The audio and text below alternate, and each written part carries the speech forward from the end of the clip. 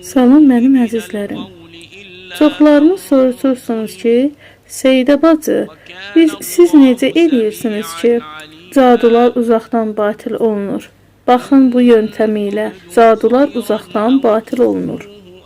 Videoda gördüyünüz yöntəm ustad etdiyi yöntemlərdən biridir ki, həmin bu yöntemlə dünyanın hər harasında, istər qəbirstanlıqda, istər torpaqda gömülü olan, yəni bastırılmış olan cadular bu yöntem ilə ustadın əlinə gəlir çatır, müvəkkillərin köməyi ilə.